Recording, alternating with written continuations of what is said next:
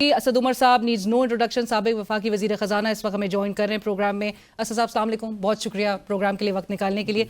असद साहब, मुज़ाकरात से ही जरा इस बात का आगाज करते हैं। प्रीटी मच डार साहब वैलिडेट करते हैं ये कह के कि जब तक उनका फैसला ना हो तब तक कुछ नहीं हो सकता, मामला आगे नहीं बढ़ सकते।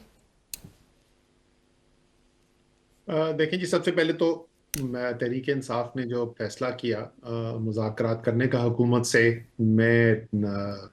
मेरे ख्याल में बड़ा खुशाइन बात है और अच्छा फैसला है। डेढ़ डेढ़ साल से यही मशवरा मैं दे रहा था। जो डार साहब कह रहे हैं, देखें, इसमें कोई शक नहीं है कि हुकूमत के पास वो तमाम इख्तियारात मौजूद नहीं है कि जो जो बात होगी उसके ऊपर हुकूमत अपने फैसले कर सके बगैर उनके फाइनल डिसीजन के। इसमें कोई शक नहीं है।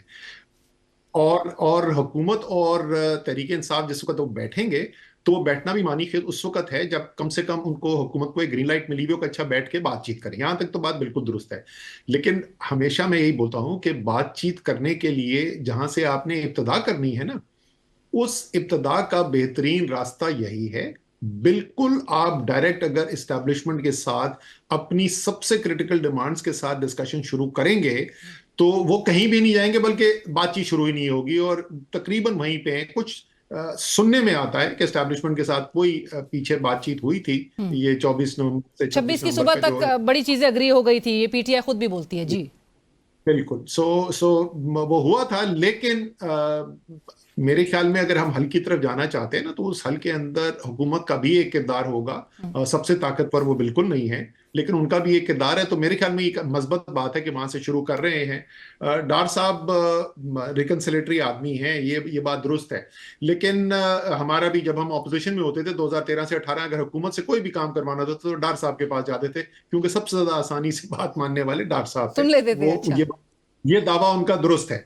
लेकिन देखिए, दार साहब जो बात ठीक नहीं करे ना, और उसका हल भी उसी स्टेटमेंट की, गौहर की जो स्टेटमेंट है बैरिस्टर गौहर की, अगर आप सुने उसको गौर से, उसी के अंदर हल भी उन्होंने दिया हुआ है। उन्होंने कहा है कि अगर आप जुडिशल कमीशन बनाने को तैयार नहीं हैं तो फिर 9 मई की धूल को बैठना चाहिए। ये डार साहब का कहना ठीक है कि इतनी ज्यादा उसके ऊपर 9 मई के ऊपर पोजीशन ली जा चुकी है कि उसके ऊपर शायद ये कह देना अब हुकूमत की साइड से कि चलें कोई बात नहीं आगे बढ़ते हैं, शायद ये मुमकिन ना हो।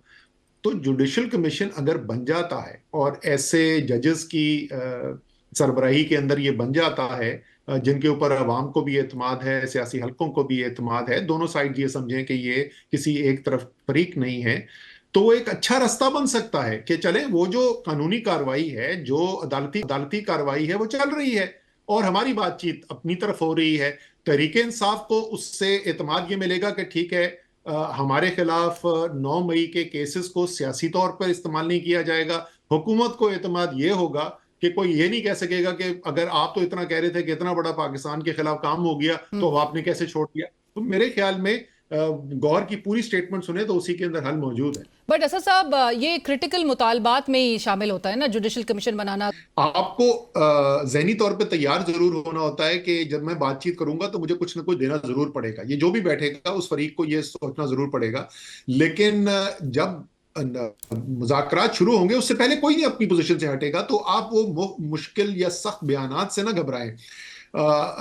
मैं आज सुबह एक सुन रहा था, एक मुशायरा, उसमें एक शेर मैंने सुना, अगर आपकी इजाजत तो वो बिल्कुल हस्बे हाल है इसी। जरूर। बदगुमानी को नहीं छोड़ते खामोशी पर, बदगुमानी को नहीं छोड़ते खामोशी पर, बात कीजिए तो कोई हल भी निकल आता है। तो बातचीत शुरू होगी तो फिर हल निकलेगा ना। अभी बिल्कुल। तो लोग पहले पहले दिन ये पूछते, अच्छा ये बताएं कि हुकूमत क्या पीटीआई को मिल जाएगी, अच्छा क्या कल इमरान खान रिहा हो जाएंगे, अगर नहीं होंगे तो फिर क्या फायदा। भाई बातचीत तो शुरू करें, उसी से हल निकलेगा। तो नून लीग्स के बिहाफ पे राना साहब कह रहे हैं कि एक मुस्बत जवाब सामने आएगा, बट जो स्पॉयलर्स, लाइक आई मेंशन के स्पॉयलर्स, जो स्टेटमेंट सामने आ रही है वो हमें क्या बता रही है कि नहीं चाहते ये मामलात से बाहर निकलना, या कोई एक मुज़ाकरात की तरफ एक कोई पॉजिटिव डेवलपमेंट सामने नजर आए। अच्छा, इसके अंदर दो बातें। एक तो जैसे आपने कहा ना, स्पॉयलर्स वो हर पार्टी में होते हैं। हर पार्टी के अंदर कुछ लोग ऐसे होते हैं जो कभी भी कोई भी ऐसा नहीं चाहिए। मफाहमत की तरफ अगर बढ़ रहे हो तो वो उसके खिलाफ बात करते हैं। तो एक तो ये बात जरूर है। दूसरा, आपने कहा कि हुकूमत जो है वो कंफर्टेबल पोजीशन में, ये अगर हुकूमत ये समझ रही है तो वो बहुत बड़ी गलतफहमी कर रही में मुब्तला है। आप मुझसे लिखवा लीजिए, इस वक्त हुकूमत एक कच्चे धागे से लटकी हुई है, इंतहाई कमजोर पोजीशन में है।